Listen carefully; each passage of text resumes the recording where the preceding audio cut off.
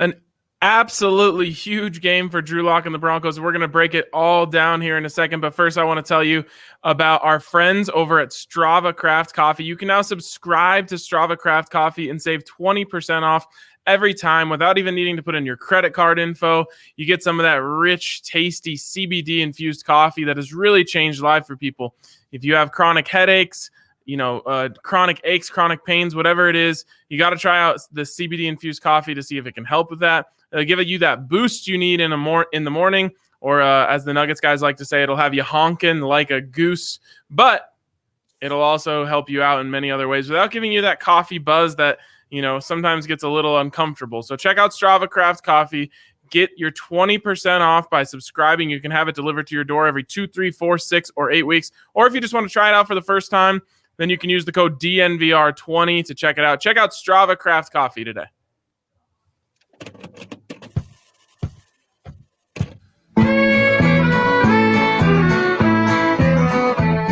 Number one for the one and only DNVR.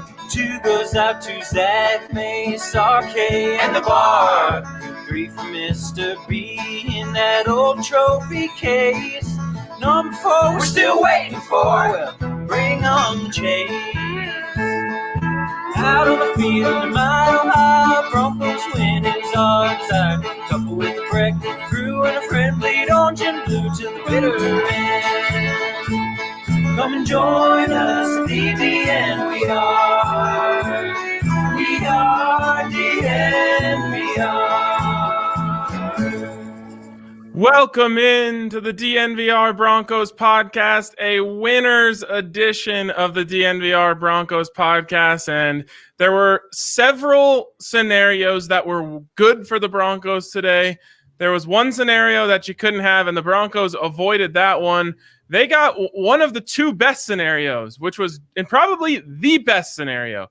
Drew Lock plays fantastic. Broncos win. That is the best case scenario for the Broncos for all 4 of the remaining games as they try to find, their quarterback of the future. And Drew Lock today absolutely looked like a guy who could potentially be the Broncos quarterback of the future. 4 touchdowns, 0 interceptions, accurate all day, made big plays. He could not have done more today for the Broncos, Zach, and you got to be happy for him after how things have gone for him thus far.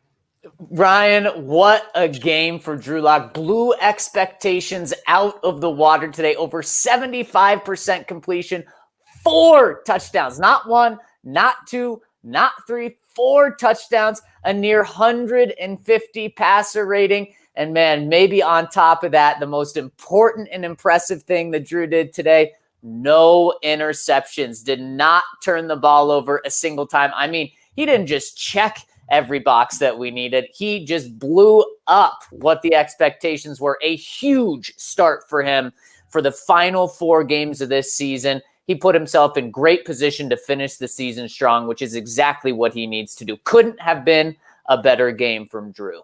Yeah, the one thing I guess you can have as a knock on him is the fumble. You obviously don't want to have that. He was not turnover-less, although that was a one hell of a breakdown on the right side of that offensive line. He didn't have much of a chance. You want to see him protect the ball in that scenario, but not a reckless play by Drew Lock by any stretch of the mind. And a 149.5 passer rating. I don't know how much you guys know about passer rating. That's just a few points short of a perfect passer rating for Drew Lock. 158.3 is the best you can do. He just falls just a few points short of a perfect passer rating. 21 of 27. I mean, you could go through this and everything you would have wanted from Drew, he did. He took the safe plays when they were there. He took the big plays when they were there. A 49-yard touchdown pass to KJ Hamler that really sealed the game, although it almost didn't because the Broncos defense gave up a touchdown in 28 seconds, which is mind-boggling. And you love to see it. Like I said, took the easy stuff when it was there, got the ball moving. He used his own analogy there. You can't go broke making a profit. He made plenty of profits. Hats off to Pat Shurmur as well in this game, who schemed Drew Lock into this game. And, we talked so much about getting a quarterback into a rhythm. And Drew starts, 8 of 11, and we're in the group text, and I think it was Mace who said, well, yeah, this is, they're just protecting Drew from himself with this game plan. Well, they got Drew feeling it. And when Drew's feeling it, he started seeing things more clearly. Then he hits a deep one to Judy. Then he hits a deep one to Hamler for a touchdown. And you just saw him get into his, really get into his own and start to feel that Drew Lock swagger that we know and love. So just all around, from the Broncos offense, from Netani Muti, from Calvin Anderson. We're not saying his name in a negative light after that game. From Elijah Wilkinson, who, yes, he did have a breakdown, but all around pretty darn good game. Just hats off to everyone because it finally came together for them today. Drew did everything asked of him, and props to Pat Shurmur because it seemed like all game he was just calling the right place for the most part until the end when it got a little dicey. But Ryan, the Broncos offense didn't have their first 3 and out until the very last drive when, of course, it seemed like things were going to go haywire in the wrong way, but the Broncos defense able to step up in a good way and hold that off for them. But that's pretty incredible that the Broncos offense didn't have a 3 and out until late in the fourth quarter. And at the beginning of the game, Pat Shurmur did a good job of getting Drew into his rhythm, but Drew did a very good job of taking what the defense gave him. He didn't force things. He could have easily done what he did against KC, and instead of hitting a check down, try to hit Troy Fumagalli deep down the field and throw a pick. That would have been a nightmare, but he did not make that mistake for a third straight game because, of course, he did that against the Dolphins as well. He took what was given to him, and when it was given to him later in the game, the big play, he took that and ran with it. This is exactly what you want to see from Pat Shurmur. It's what you want to see from Drew Lock. This was the ideal offensive game plan because we don't need Drew Lock to be hitting 50-yard passes every single drive. We also don't need Drew Lock to just be hitting checkdowns. We need to see a combination of that, and today it was perfect. Absolutely perfect. And you got to feel good for everyone involved over there because they've been under harsh criticism. And today they finally kind of had it all click, had it all go together, starting with Drew Lock, Pat Shurmur, all these guys. You're happy for them. Nick Van Ed even is a guy I'm happy for after that game because he's been criticized, and I thought he had his best game as a Bronco. So before we go too much farther, I want to go give a shout-out to our presenting sponsor, MSU Denver. I was so excited to talk about this. I skipped right over them. So MSU Denver, of course, the presenting sponsor of the DNVR Broncos podcast. Now is the time to apply and register for classes because spring semester starts January 19th. So head over to msudenver.edu/online to check out all they have to offer. We're talking 750 total classes. Whatever you're looking to further your education, msudenver.edu/online is the place to start. And you can do it while not only just furthering your education and getting a degree, but MSU Denver students work twice as many hours as any other institution in Colorado. So if you need to work full-time, you need to get your education in, MSU Denver is the place. msudenver.edu/online. Check them out. All right, Zach, let's move on in the biggest takeaways here. Aside from Drew Lock, what was your biggest takeaway from this? KJ Hamler, Mr. Big Play. Ryan, that's exactly why they got him. Now, we like KJ Hamler's ability and route running and just being a good wide receiver, but come on, the reason they got a sub 4.3 wide receiver in the second round was because of his big play ability, and boy, do we see it twice. KJ, 2 catches for 86 yards, 2 touchdowns. I mean, come on, what more can you ask? That is exactly why they got him. So props to Pat Shurmur for unleashing KJ. Props to Drew Lock for finding him deep. And props to KJ. I mean, on that first touchdown that he had, I mean, both touchdowns, but really the first one, his speed. That's all he needs. He didn't even need to put a move on the cornerback. He just runs right by him, and he's so fast that it makes him slip and fall all over the place. I loved seeing KJ Hamler get the opportunity to do what he does best, and that's just run by the defense and score touchdowns.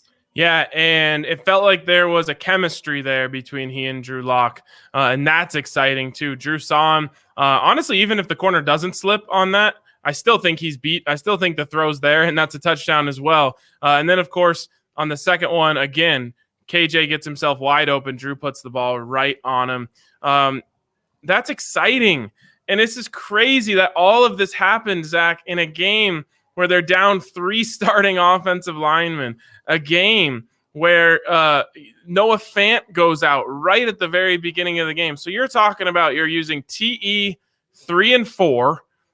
You're talking about you're down 3 of your top 5 offensive linemen. You go out there and you have your best passing day of the season as a team. So a lot of guys stepped up today. I think Jerry Jeudy will be a little bit happier. It didn't feel like he only did cardio out there, but he wasn't as involved as he could have been. But sometimes, as Von Miller said, you got to be the Steve Nash to the Dirk Nowitzki. And I think that he took up a lot of attention today, and that allowed KJ Hamler to have those one-on-one matchups that he went out there and won. Yeah, I'm not too sure Jerry Jeudy's going to be too much happier seeing the second round pick go out there and get the 2 touchdowns. Jerry Jeudy, a very modest day. Only targeted 4 times. Come on, Ryan, though. A wide receiver is not happy with 2 catches, with 3 catches in 2 combined games in the past. 42 yards for Jerry Jeudy. He had 4 targets in the last game, 1 catch, 4 targets again today. Obviously, he had more of an impact today. But it was Jerry Jeudy. It was the tight ends in this game. Not only Nick Vannett, who you mentioned, who finished with 4 catches for 20 yards and a touchdown, but also Troy Fumagalli, who almost had a touchdown himself. 4 catches, which was a team high, 53 yards. Both Nick Vannett and Troy Fumagalli, 4 catches, which was a team high for both of those guys. Drew Lock getting so many receivers involved, and I think that's a big credit to, of course, Drew, but also a big credit to Pat Shurmur for getting Drew Lock out on the move, having him see multiple parts of the field by design, having him read the field by design on other times, and you really spread the ball out. Hey, you got Melvin Gordon involved in the passing game. He had 3 catches for 23 yards. You had Phillip Lindsay involved in the passing game. Now, he wasn't a big impact, but he still had 2 catches. He had 2 catches coming into the game this year, so 2 catches for him. And then, of course, Jerry Jeudy, KJ Hamler, Tim Patrick, Deshaun Hamilton even had a catch. So the Broncos just did a great job of spreading the ball around in the passing game. Yeah, absolutely. And again, I think Pat Shurmur is starting to understand what a successful offense with Drew Lock looks like. And I appreciate him for that, because a lot of times you get offensive coordinators who try to fit a square peg into a round hole. Unfortunately for the Broncos, it took 10 weeks to figure that out. That's what they were trying to do, and that's unfortunate. But Pat Shurmur, just like Drew Lock, out here, probably fighting for his job. Although we think that continuity is going to be an important thing for this Broncos team, at least internally, that's what they believe. So Pat Shurmur, he made an adjustment, and he's calling a lot more of the things that worked for Drew Lock and Rich Scangarello. In fact, the touchdown to Tim Patrick from Drew Lock is a play that they ran last season, except for it was a touchdown for Deontay Spencer in that one. So, looking at things that worked last year, involving it. And Pat Shurmur also has worked with this type of offense before. When Case Keenum had all that success before he came to Denver, remember, we were pounding the table saying, why aren't they running more play action for him? That's what worked for him in Minnesota. Well, who was calling those plays for him in Minnesota? That was Pat Shurmur. So I think it's not it's unfair to Pat Shurmur to say, oh, he's just calling the Scangarello offense. But he's realizing that that's the type of thing that worked for Drew Lock. I know how to call that type of offense. It's worked for me too. And that's the road I'm going to go down.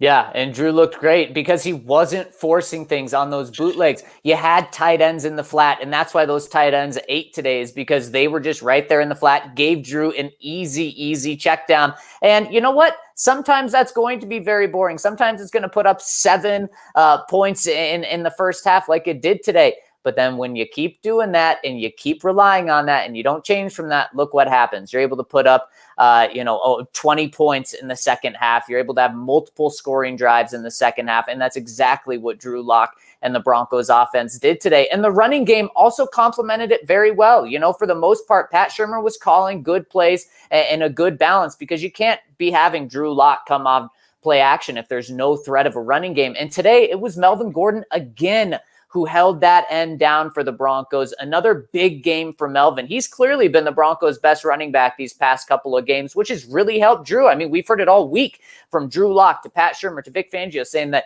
a running game is a young quarterback's best friend. And especially when we're talking about getting Drew Lock out on the move, you can't do that if there's no threat of a running game. So props to Melvin Gordon, props to this offensive line with 60% new starters today. And it's not like they'd planned this for a week, Ryan. No, this happened this morning where they decided, okay, Elijah Wilkinson is going to start at right tackle, Netane Muti, right guard, and then Calvin Anderson at left tackle. The Broncos went the experimental route. Let's see what we have route.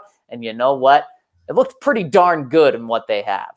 Yeah, it felt like a full-on youth movement on the offensive line, especially because, we keep talking about how they didn't have 3 of 5 starters. Well, as far as I know, DeMar Dotson was by choice. That was a coach's decision for him not to play. Is that correct, Zach?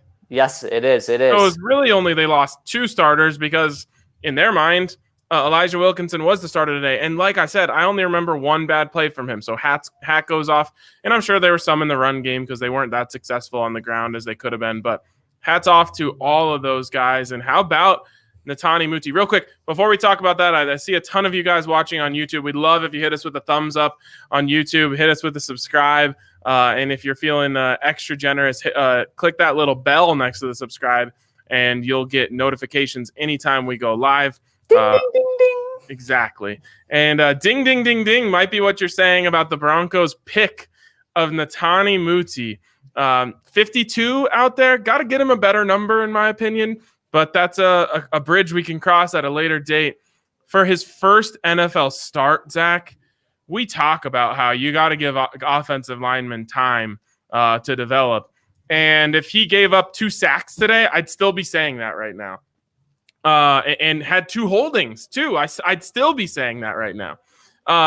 And he didn't.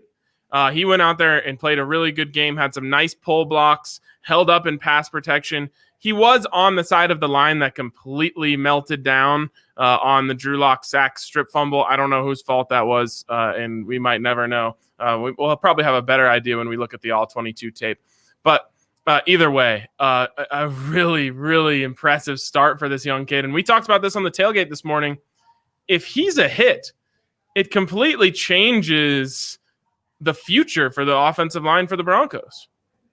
Yeah, it certainly does. Then you have a ton of riches on the offensive line, and you actually have great depth, and then you can play around. Lloyd Cushenberry maybe struggled on that strip sack on Drew Lock. It seemed like maybe he had the wrong read on there, or it could have just been a young misunderstanding between he and Muti. But man, if he hits, then you can maybe think about sliding Graham Glasgow to center if Lloyd Cushenberry's struggles continue, although the Broncos are very, very optimistic on the way Lloyd Cushenberry is trending right now.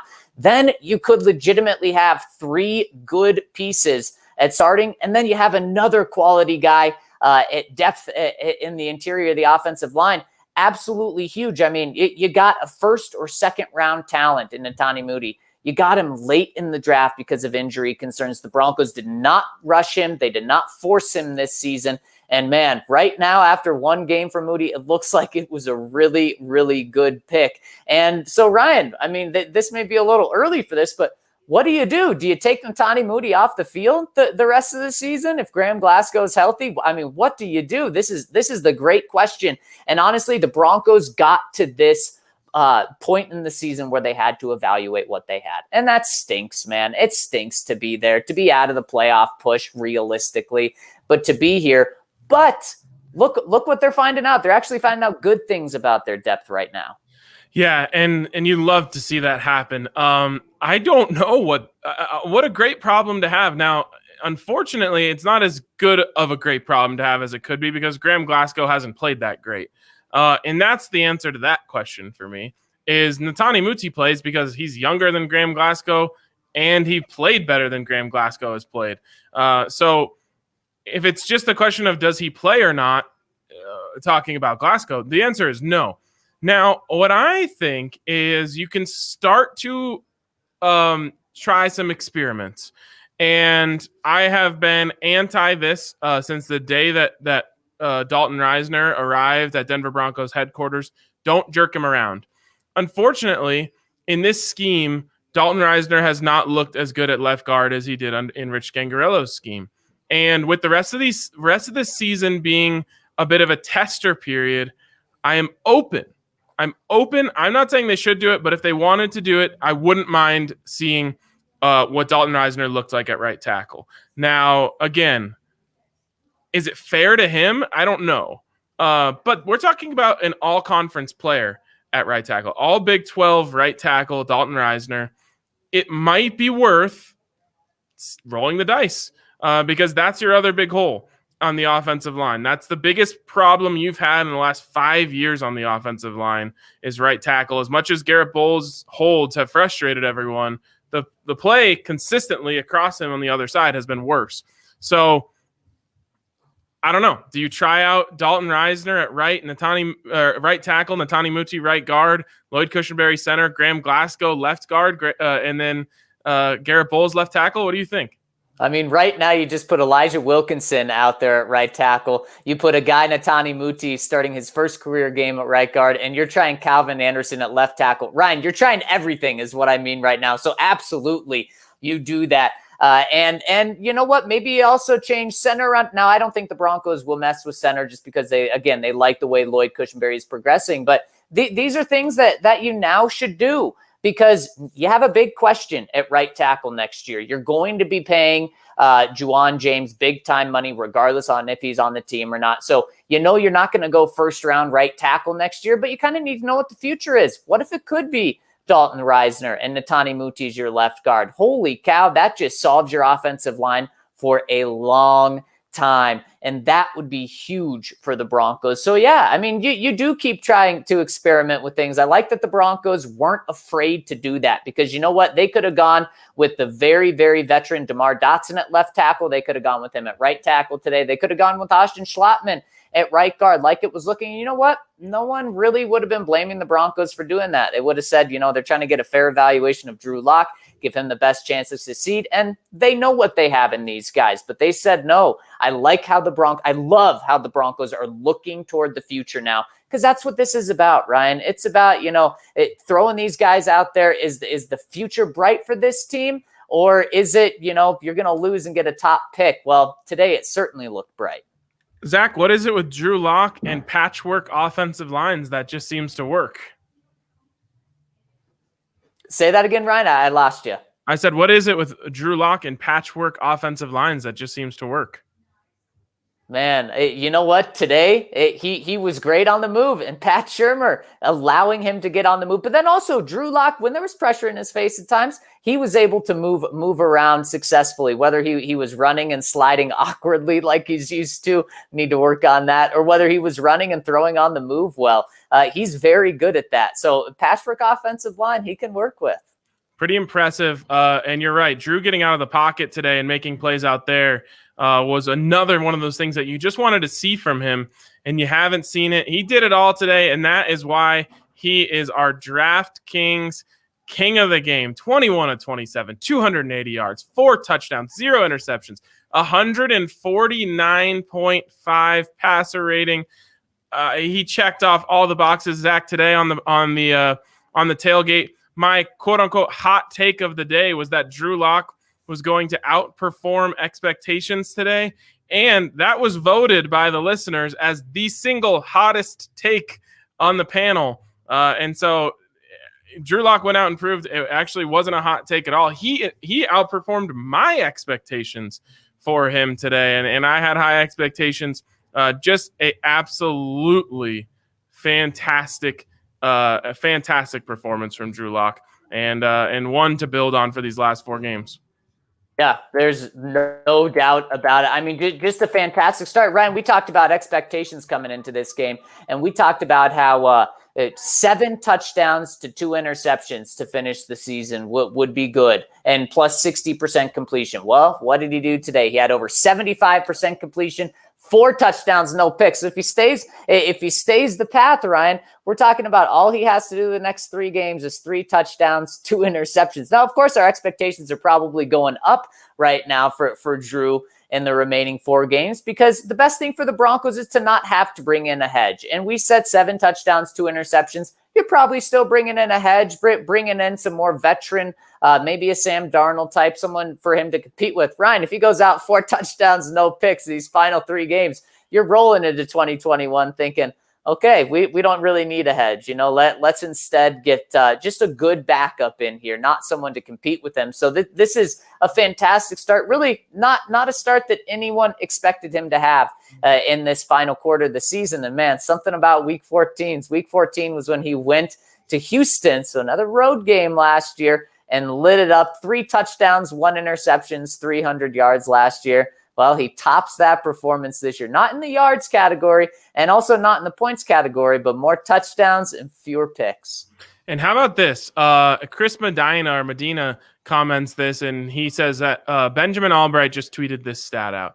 Since the 0 for 6 with an interception start against Miami, Drew Lock 54 of 79, which is good enough for 68.3 completions, 701 yards, 6 touchdowns, 2 interceptions. Now, I would say, hey, let's be careful about picking and choosing, but you are taking out a time period, but everything since that time period ended has been linear.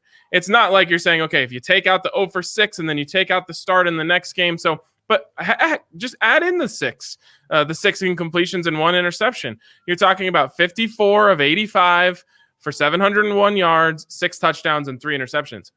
You will take that. That works. That's good enough. So it's nice to see Drew Lock on an upward trajectory ever since that rough start against Miami.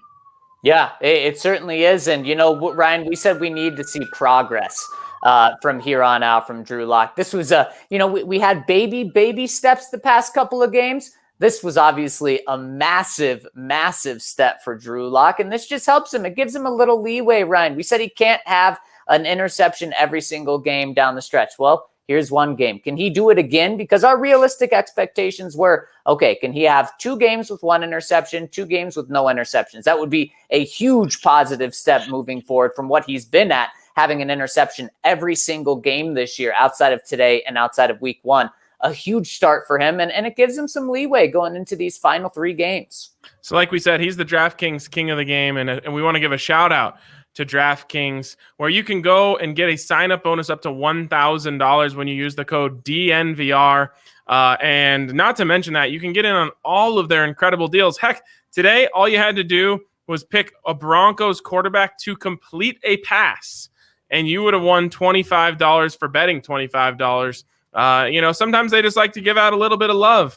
They did it last week. They did that with Lamar Jackson this week. So if you were just playing along, you could have won $55 this week for basically doing nothing. And that's just some of the fun stuff that you get when you join over at DraftKings Sportsbook. Again, use the code DNVR when you sign up at DraftKings Sportsbook. Get a sign-up bonus up to $1,000. Of course, you must be 21 or older, Colorado only. Bonus comprised of a first deposit bonus and a first bet match, each up to $500. Deposit bonus requires a 25x playthrough, and restrictions do apply. See DraftKings.com/sportsbook for details. And if you have a gambling problem, call 1-800-522-4700. Ryan, how about Jerry Jeudy putting the Carolina Panthers defenders on skates today? Man, it really made me want to go skating. And if you're looking for a place to skate, no better place than Breckenridge Brewery over at the farmhouse off Santa Fe. They have a fantastic ice rink setup, and it's only $3 if you bring your own skates, $6 if you want to rent skates. They also have an awesome tubing hill there, which is free. So parents, it's a perfect thing maybe right now, Ryan, it's sunny, nice weather out here in Denver, a little chilly, but just bundle up. And for the rest of the afternoon, go let your kids skate, and you can drink some delicious Breck brews. And of course, today of all days is the time to celebrate with the Broncos country beer from Breck Brew. They are so, so delicious. And of course, they have so many of them. So make sure to check out Breck Brew. You can pick up Breck Brews at Costco, the grocery store. Of course, you can just check them out right at their farmhouse and skate for $3 as well. All right, Zach, we got to get to our helmet stickers portion. This is always a fun portion to hit after the Broncos win, and there's plenty of places to go. Drew Lock already got king of the game, so he doesn't need a helmet sticker. He has a whole crown on his helmet. So where are you starting? Who's your first helmet sticker going to? I'm going to start with Michael Ojemudia. Now, not a perfect game necessarily, but Ryan, I mean, how long did it take the Panthers to finally start picking up some yards? And these young cornerbacks on the Broncos, at one point in the game, you were down to Devontae Bosby and Michael Ojemudia as the Broncos' only corners in this game. So you know what? I'm just going to give a double helmet sticker out. Bosby also with the game-winning PBU at the end there. So both of those guys, I think, really stepped up today in what were very tough circumstances. Man, you know, sometimes I feel like Broncos fans think that they're the only team that does this. You know, we hear a lot of complaints about throwing short of the sticks on third down. Come on, Teddy Bridgewater. Throwing terrible. 7 yards short of the sticks on 4th down and 8? You can't do it. You can't do it. I mean, you literally would have been better off turning around and throwing the ball backwards as far as you could. I mean, at least Drew Lock at the end of that Kansas City game threw it past the first down marker on 4th down when he threw the pick. At least he did that. Right. I mean, again, it's do or die. And I guess you could say, like, you can give your player a chance to break a tackle and make a play there. But even if he breaks that tackle, there's another Broncos defender waiting for him there. So I couldn't believe that he made that throw. But Devontae Bosby trailing and didn't give him anywhere to go after that. Just really, really admirable work from the Broncos defense as a whole. You know, you give up 27 points, whatever. As from the start of the game, it felt like they had the Panthers contained. They didn't give up very many long plays, which is something you worry about when you have some young corners in there. Of course, Robbie Anderson got his, which is something we kind of expected to happen with the way that the Broncos were, you know, coming into this game from a cornerback position. The only real gripe I have with the defense as a whole is the 28-second scoring drive. I had to double check the stat, Zach. I couldn't believe that was a real thing. Like, how does a team go on a full-scale scoring drive in 28 seconds? Yeah, that was brutal. That can't happen. And in the first 3 quarters, the defense was terrific. You do want to see a combination of execution and play calling be a little more aggressive in the 4th quarter. Now, they held on to the win, so you're not going to get on them. But, Ryan, you can't give up 17 points in a 4th quarter. Up until then, though, I mean, Teddy Bridgewater looked bad. There was no sign of a running game from the Carolina Panthers. And Matt Rule, I mean, Vic Fangio absolutely ruled him in this game up until the 4th quarter. Yeah, he put him on the mat. Zach, my first helmet sticker here is going to go to KJ Hamler. It's so exciting to see what a player like that can add to your offense when used properly. I'd like to see him get more touches. You know, I always say, like, look, this happened a lot in the Nuggets season. I'm like, Michael Porter Jr. can't finish the game 3 of 3 from 3-point range. Like, that means he didn't shoot enough. He needs to shoot 5 more because at that point he's shooting 100%. And, you know, he's not going to come. If he misses the next 5, he still had a good night shooting the rock. So that's how I feel about KJ Hamler. Like, if he finished the game with 2 touchdowns on 2 touches, that means he needed to touch the ball more. But I'll set those gripes aside. That doesn't have to do with him. Get him the rock. Good things will happen. I love seeing him go downfield. A lot of times, you know, those little quick guys aren't downfield threats. You want to get them the ball with the ball in front of them because it's tough for them to win jump ball matchups. But you don't have to win jump ball matchups if you run right by everyone. And it's been working for Tyreek Hill for a long time, even though he actually does win jump ball matchups.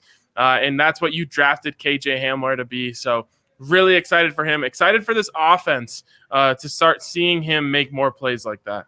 Yeah, Ryan, I'm going to a unit that I don't know if we've given a game ball to this entire season. I'm going Deontay Spencer. Man, Godspeed was on the field in Carolina today. Boy, welcome back, Deontay, of course, on the COVID-19 list the past couple of games. And what does he do? A special teams touchdown? No way. I could not believe my eyes, Ryan, but he did it. And that wasn't just huge because it was something that we'd never see in Denver. It was huge because those were the only points the Broncos had until under 2 minutes left in the first half. That is crazy to believe that then the Broncos went up and put up over 30 points the rest of the game, but huge because then it let the defense play aggressive in the first half. And without that, who knows if the Broncos win? So huge hat tip to Deontay Spencer. Man, Ryan, special teams can't just go right for the Broncos in a game. You have this, which you never have. And then you have Brandon McManus miss 2 extra points, which you also never have. We would have never, ever been sweating out the end of this game if Brandon McManus just makes his kicks.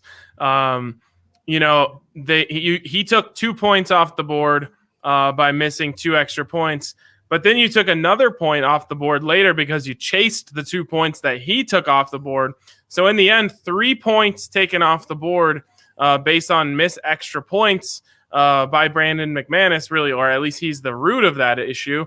And if not for that, it would have been 28-20 when the Broncos had that drive that they really needed to put together a good drive, way more pressure than they should have been under. Could they have come back and tied the game and put it into overtime? Sure. But it was 25-20, which meant everyone was thinking the same thing, Zach. Oh, God, if they go 3 and out here and punt the ball back to them, they're going to lose this game. Yeah, exactly. And Ryan, you know who Brandon McManus blamed after the game for his struggles? Well, himself. He went on Twitter. God. He went on Twitter and said, Brandon McManus sucked today. And, you can laugh about it now, Ryan, because it didn't matter at the very end of the game. But you're 100% right, man. This game isn't that close. Really never a nerve-wracking game at the end if he just makes those. But the good thing is, this isn't something that we talk about a couple of times a year. No, this is something that you never talk about today. And, of course, there's the tweet from the man himself, Brandon McManus on Twitter. Oh, wow. Yes, I like that one. There we go. Nice and zoomed in. Not great from Brandon McManus. Like you said, you laugh it off because you won. You say, well, those things happen. 1 out of a million. There was your 1 out of a million. Thankfully, it didn't cost you the game, and you move on. My next helmet sticker goes to the entire offensive line. Everyone, when the news about Garrett Bowles came down this morning, changed how they were thinking about this. I even considered changing my pick when we did the graphic. I didn't, but I thought about it. And, Vegas moved the line a half point away from the Broncos. It just felt like, oh, God, here we go. And then the news comes down that they're benching DeMar Dotson for Elijah Wilkinson. And you're just thinking, like, what is going on? Graham Glasgow isn't playing. And all these guys just come out there. And it's 1 sack for Drew Lock. It was a very costly sack. But 1 sack of Drew Lock for 11 yards from an offensive line that was literally patched together this morning. That's deserving of a helmet sticker themselves. It absolutely is. So I got to go beyond that and give a hat sticker, a visor sticker to Mike Munchak for continuing to work his magic. And, man, the Broncos can't let him go. Pay him whatever he needs. And I don't think the Broncos are going to let him go because he needs to stay to groom Netani Moody, to groom Lloyd Cushenberry, to groom these guys. So a nice little hat sticker, maybe a glasses sticker. I don't know what we're calling them for the coaches. And then I'm going to give another one to another coach that had a big impact today. And I'm going to give one to Ed Donatel. Ryan, he got a game ball today, very deservingly so. Who knows if the defense was so stellar in those first 3 quarters because Ed was back. But we certainly know that Vic Fangio loved having him back, and welcome back, Ed Donatel. Great to have him back. And he was up in the box, but hey, that seemed to be totally fine for Vic Fangio today. Yeah, might be worth experimenting with going forward. I love the 2 neck stickers for the coaches. Just stick them right on there. And wait, should we just call those like Kenyon Martin lip tattoos? Yeah, or Wilson Chandler neck babies. Yes, a neck baby for the coaches. Neck baby for the coaches. I love to hear it. Yeah, instead of paying Mike Munchak, what you should do is go to wherever Mike Munchak's daughter works and give them a bunch of money to give to her to make sure she stays in Denver. And then also make sure that that company gives Mike Munchak's grandson or granddaughter, who's also in Denver, a job for the next 50 years. Yes, exactly. Keep Mike Munchak around at all costs. This isn't college. You can do things like that. I think. I don't know about NFL rules on like bribery or anything like that. But I think it's safe. I like bending the rules for your own enjoyment.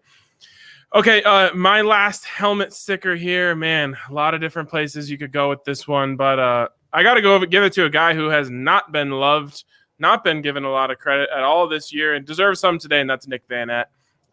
He had to step into Noah Fant's role. He's nothing like Noah Fant. He's not as athletic. He's not as dynamic. He's just not Noah Fant.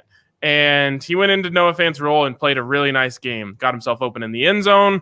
Got himself open on third downs. Was in the spots where Drew Lock needed him to be. And I just felt like played a really smart and clean game. He didn't overextend himself trying to, make crazy plays like Noah Fant. He just did the right things, was in the right spots, and made all the plays that came in front of him.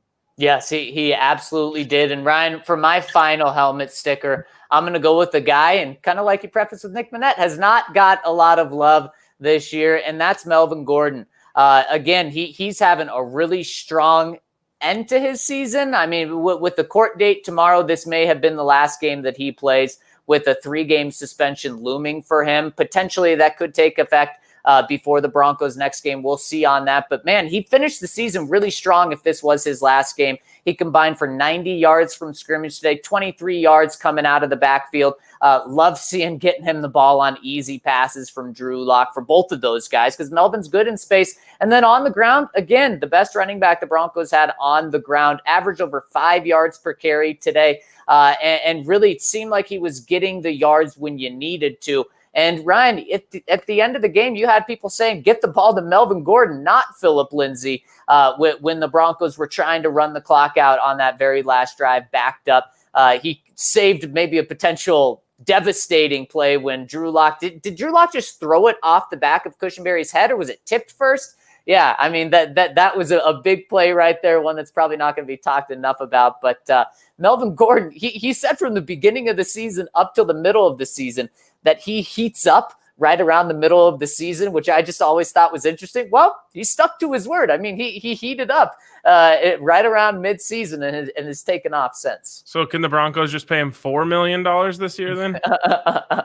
Maybe they just say, you know what, wait till October to take the field next year. Yeah, I guess they are going to save some money if he doesn't play the last 3 games of the season. And that's a shame because he did just kind of hit his stride here. And he was better than Phillip Lindsay today, although they keep doing the same thing with Phillip Lindsay where they just run him into stacked boxes. Like to see them get him out. Phillip was off to a pretty good start to the game until they got too predictable with him on the field. The other thing I'll say, though, is you can't give Melvin Gordon those carries when you're backed up on the 5-yard line late in the game like that. Why? Because he fumbles the ball. And Phillip Lindsay never does. So even though Phillip Lindsay got stacked backwards for 4 yards, he held onto the ball. He didn't turn the ball over. And in the end, you won the game, not because he didn't turn the ball over, but you won the game. So you made the right decision in that time. He didn't turn the ball over. You were safe. But yeah, Melvin deserves credit. And then the last one that I guess deserves a neck baby is Vic Fangio. I was hard on him after the game last week. I felt like he didn't give his team the best chance to win. Well, he did today. He did a great job, made all the right decisions, even though I don't think he was faced with too many tough ones. And most importantly, he had that defense in a position to give the Broncos a chance to win, despite being down their top 3 corners, you could argue. Yeah, Vic just seems to be able to put together pretty good defensive game plans regardless of who's in there. Shelby Harris had another PB or batted pass at the line today. It's incredible. A guy like Josie Jewell, who really everyone thought he was just a backup coming into this year, comes in and has just played extremely well. Alexander Johnson had some big tackles as well. So it doesn't matter who's on the field. Vic Fangio is able to scheme it up. All right, we got our guy Mace coming to us from the stadium out there in Charlotte. Let's bring in Mace. What's up, Mace? Hey, guys. How y'all doing? Hope my connection holds up. It's good. So far, so good. Mace, let's just start here. Give us your biggest takeaways. I mean, the biggest takeaway is that Drew Lock ran a game plan that was tailored for him. tailored for what this offense was at this point, and he ran it very well. I mean, he mentioned it in the post-game press conference, the short stuff, the stuff the tight ends, set up some of the deep stuff, set up some of the deep shots. I mean, that's the sort of thing that you have to do with him, and to his credit, he ran it effectively, took advantage of the Panthers taking some chances on defense that I really don't think they were equipped to do, and you could see what happened when they did gamble, especially in coverage. You had a slew of wide open pass catching targets today. Tim Patrick was wide open. Jerry Jeudy was wide open. KJ Hamler was getting wide open. So, I mean, we talk about the helmet stickers. I don't know if you gave a helmet sticker to Pat Shurmur, but I think that's where you start because he had a great game plan today. We gave out lots of coach helmet stickers, which we're now calling neck babies. But we did not give one to Pat Shurmur, but we did give a lot of credit to Pat Shurmur because I thought he did a great job. It felt like he was on the same page with Drew Lock for the first time all year. Yeah, it absolutely felt like the offense was in sync and it was moving downhill for most of the game. I mean, you can forgive some of the issues. I mean, it wasn't great play calling in the shadow of their goalpost there late when the Broncos had their only 3 and out of the day at the worst possible time. But you got to look at the big picture. Just like as you take a look at Drew Lock and look at this game, you still have to look at the big picture of the broader sample size. I mean, we've seen now in week 14, both the last 2 years, we've seen the ceiling for Drew Lock. Now can we get to a point where the floor is a lot higher than it has been? I think we're going to get a decent indication on that in the next 3 weeks. Yeah, and speaking of Pat Shurmur really quick, I think Drew Lock did a ton for his case that he can be the guy next year. I do still think we need to see a couple of more games, but guys, I think the Broncos, Vic Fangio and John Elway have seen enough from Pat Shurmur to say you're coming back next year. And so I don't really see a scenario in which Pat Shurmur is not back next year because the Broncos want continuity and need continuity on the offensive side of the ball more than anything else. So I think this was it for Pat. He can feel comfortable. Maybe he was renting this year. I think he can buy for another year in Denver. And I think kind of the same goes for Melvin Gordon. Ryan and I just touched on it a minute ago, but this could have been the last game of his season. And if it was, I think he's finished his season strong enough where I don't see the Broncos trying to move on from him after this year. Well, one thing I'll say, everything you said about Pat Shurmur could have been said at this exact same point last year about Rich Scangarello. And we know what happened. So I would like to think that they've seen enough and can have continuity, but they needed continuity last year. They ultimately decided to go in another direction after the final 3 games. So when you said that, you couldn't see it under my mask, but I was kind of chuckling a little bit. I'm like, wow, because a lot of the same things we said or we're saying today, you could have said at the same point, same time last year. But with behind-the-scenes stuff, I think Vic Fangio is going to give every benefit of the doubt to Pat Shurmur because he's clearly his guy, whereas Rich Scangarello, I don't think the same things would have been said. Yeah, I agree with both of you. On paper, you could say exactly what May said. Knowing a little bit of more context, I think you see the Broncos probably lean towards, keeping Pat Shurmur around. And honestly, depending on how you feel about John Elway's feelings about Drew Lock, I think you could end up saying the same thing. If John Elway was looking for a reason to want to roll with Drew Lock moving forward, Drew Lock might have given him that reason today. If John Elway is looking for a reason for Drew Lock to prove to him, well, then it was just a step in the right direction. I'm not sure exactly where John stands. I think it's the one thing that he's held really, really close to the vest. I really don't know his feelings on Drew Lock at all. But I think, in the same sense, if it's all about continuity and you were saying, Drew, just give me a reason to believe that this can work going forward. I think today was, a very good reason why. Yeah, this is a ceiling really for any quarterback. 4 touchdowns, no picks, 150 passer rating, and 78% completion. That's not just a great ceiling for Drew Lock. That's a great ceiling for any quarterback, guys. And it comes on a day where Patrick Mahomes had not 1, not 2, but 3 interceptions. And of course, we're not saying that he's better, but today, Drew Lock was better. And I'm sure the QBR will reflect that when that comes out, which we haven't seen yet. But what I will say about QBR, I think I'm fairly safe in saying that this will be Drew Lock's highest QBR of the season, which will mean last 3 weeks, 3 highest QBRs of the season for Drew Lock. And I think that is a good sign for Drew Lock moving forward. Again, no, I don't think anyone is saying like, there it is, Drew Lock's the guy, sign him up. No need. People saying that. Yeah, there are people saying that.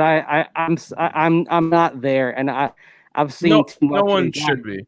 Yeah, and what I've said is he has to be otherworldly for me to consider not having hedge next year.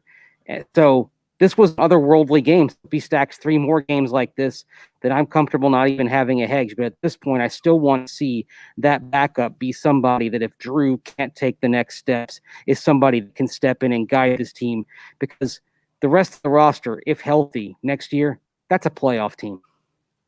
Yeah. And I mean, we touched on the offensive line earlier, guys, but not only did you not have Garrett Bowles, Dalton or Graham Glasgow, but guys, you also lost Noah Fant to illness, which makes it seems like that was all tied to food poisoning potentially. Yeah, I know Brandon Cristal was suggesting it was something with the pizza. He actually brought it up to Kareem Jackson, and Kareem said he hadn't heard about that, but then he said he always kind of gets his own food deliveries in there when they go on the road. So whatever it was, it looks like it was the same thing. So what will happen is Garrett, because of this day and age, they have to rule out COVID. So Garrett Bowles and Noah Fant will stay back tonight. They will be tested for COVID tomorrow. And assuming they test negative, if that's the case, then they will send a private plane to ferry them back to Denver tomorrow. Nice. Well, I hope they test negative and get that PJ. Yeah. What a weird time we live in. But someone's got to tell Noah Fant and Garrett Bowles, you can't put regular gas in a Ferrari. Pizza the night before a game? Nope, can't be doing that. And Von Miller will tell them just as much. So, all right, before we go too much further, I want to give a shout out to Chevalier Mortgage, Mike and Virginia Chevalier. They're diehard Broncos fans, and they're also a husband-wife financial services team with over 15 years of experience. They're going to treat you like family, and they're going to get you in the best loan for your situation. They'll sit you down, give you a free consultation, and you'll get entered to win a DNVR shirt or hat of your choice when you just sign up. But they'll sit you down, they'll talk it out with you, they'll talk about all of your financial goals, what you're planning for in the future, and after that, come to terms on a loan that will work out best for you. So check them out at dnvrmortgage.com. Call them at 303-257-6578 and just see what they can do for you because they're a really, really great team. That's Michael Chevalier, NMLS number 1931006, and Virginia Chevalier, NMLS number 1910631. Guys, Broncos just won. You're feeling good. No better way to celebrate than getting in on the action at WGT. And I believe there's still a few hours to get in on the Ball is Poppin' Classic at Bandon Dunes right now. You can get in, get that win in the last couple of hours. But of course, you don't just have to win in order to win. All you need to do is participate in the Ball is Poppin' Classic on WGT to have a chance to win with DNVR, win a prize, which we'll announce tomorrow. So what do? Well, go to dnvrgolf.com to download WGT Golf. Then go into the country club section and join DNVR 4. That's DNVR 4, the number 4 next to it, to get into our country club sections and then get in on the Ball is Poppin' Classic at Bandon Dunes. Do that right now because you still have time to get in. Once you're done, enter a screenshot into DNVR_sports on Twitter or at info@thednvr.com, and that will enter you into your chance to winning a prize with DNVR. So make sure to check out WGT Golf. It's my favorite golf app, and it's tons of our community's favorite golf app as well. All right, Mace, what did we learn in the press conferences? Well, I mean, we talked a little bit about the food, trying to figure out what Noah Fant and Garrett Bowles were missing time with. It was funny because I took a few notes. I don't know if we learned anything profound in this game from the press conference. I mean, we learned kind of more about just the fact that they really kind of planned to go short intermediate. They wanted to get Lock comfortable. They wanted to use the short control passing to set up some deeper shots. I really sorry, and you lost me. We got you, Mace. We got you. All right. Yeah. Okay. Weird because I got the little spinning wheel thing. So it was was kind of focused on sort of the resolve of this win. And Vic Fangio pointed a lot to what this team has gone through, not just today, not just this week, but throughout the season, and how it's persevered and how it's stuck through. And I think that's kind of the thing that you come back to from a team perspective is that through everything, through all the guys that they've lost, they haven't lost their energy, they haven't lost their effort, and Vic Fangio probably won't give himself credit for that. He will give his players credit for that. But I would put a lot of that on Vic Fangio because this team had every opportunity to just fold up its tent, and tank and move on. And without so many guys, they continue to play hard. And in some, until the secondary broke down there at the end. And that's something that I think is a concern for next week, but we'll talk about that later. Enjoy the win for now. Until they broke down at the end, I thought this was the best three-phase game of the season. Yeah, without a doubt. And I think last week was the game that solidified Vic Fangio was coming back. Obviously, it was trending that way, but that was the game that said, okay, right in Sharpie, Vic Fangio is the head coach of the 2021 Broncos, not just because of the way his defense played against the Chiefs, especially in the red zone, but how the players came out and played for him. And they did that again today. They played for him on the offense, defense, and special teams side. And so I think last week was the game where you write Vic Fangio and Sharpie. This week, personally, for me, is the game that you write Pat Shurmur and Sharpie. And maybe we'll go down the list one more next week. And maybe Drew Lock has a similar performance as he did today next week. And then you'll be saying, okay, probably time to write Drew Lock's name in Sharpie if he goes out again and has, 78% completion, 4 touchdowns, no picks. And you get the win over the Buffalo Bills next week. Well, it's funny. I didn't think you were going to say Drew Lock, and for me, I got to see more over the next 3 weeks. I'm not putting Drew Lock and Sharpie before the end of Week 17, and he's got to stack some really good games together. I thought you were going to say Tom McMahon is putting his name in Sharpie because his special teams delivered on the Deontay Spencer return. Of course, I see RK shaking his head. No. Yeah, no, I'm kind of with where I am with Drew on Tom. I don't think that Drew's going to be able to put another career performance together next week. So I think we're probably going to need the last 3 games in order to do that for Drew. And we're going to need that from Tom McMahon as well, because today's performance really good? Not just the touchdown that Deontay Spencer had, but you also had some good fair catches by Deontay Spencer, making his head coach look good. But this one game to me doesn't wipe away the rest of the season for Drew or Tom McMahon. Yeah. That's why the one thing I'm worried about, guys, if Drew Lock does play well the next 3 games, I am worried about the whole thing that maybe he is that in baseball, the guy that's called up in September and delivers in low leverage situations, but then you get to the start of another year when you're on even footing and then fades back. That's why, it would take an awful lot for me to sit here and say they shouldn't at least have a Ryan Fitzpatrick-like Hedge on the roster. To be honest, Mace, you should always have a Ryan Fitzpatrick on your roster if you can, in my opinion, because as we know, 75% of NFL teams last year had to turn to their backup at some point. So having a good backup is, in my opinion, not an indictment of your starter. It's a endorsement of your football team that if you're good enough, you want to be able to stay afloat.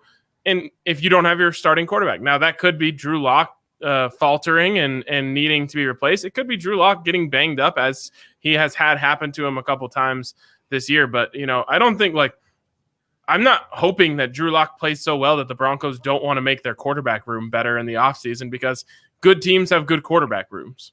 But they might, because last year they went into the offseason and there were some decent backup possibilities available. They decided Jeff Driscoll was the guy. So that's why I'm a little bit nervous about what they may choose in that regard.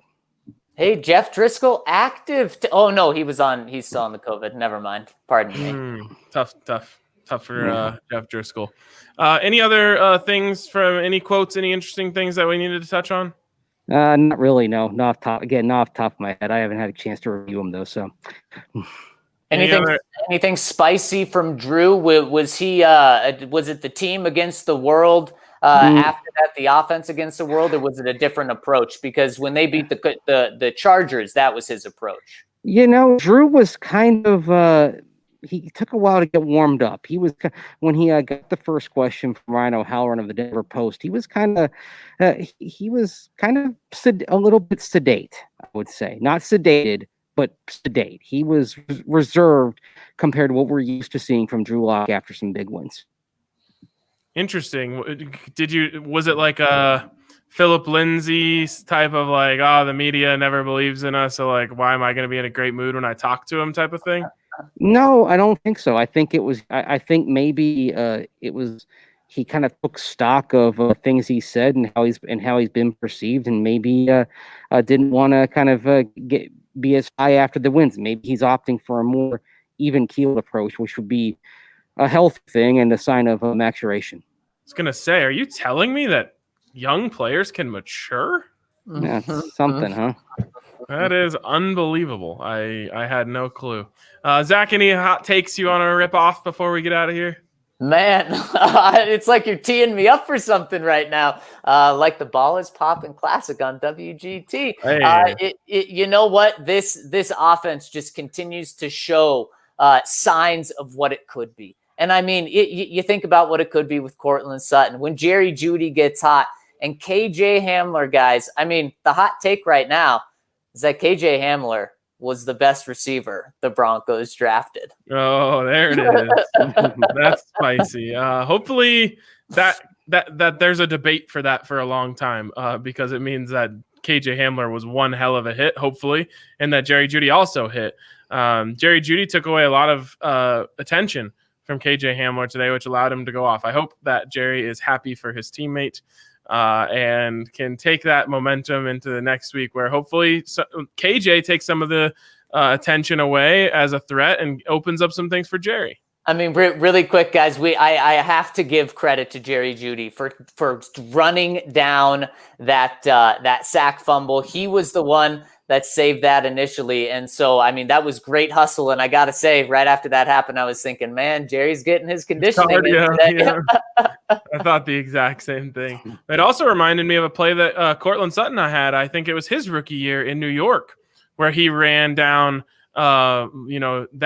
even longer. I think he ran like 90 yards to go track down a turnover that was going to go for a touchdown. And I just remember thinking, like, those are the guys you want to have on your team. So, Jerry Jeudy got knocked this week for not being a team player. That was a team play, which you do love to see, and it helped, and I think that'll go a long way for him. So hopefully, again, like I said, next week, KJ takes some of the attention for him, and he learns to, sort of appreciate that back and forth dynamic.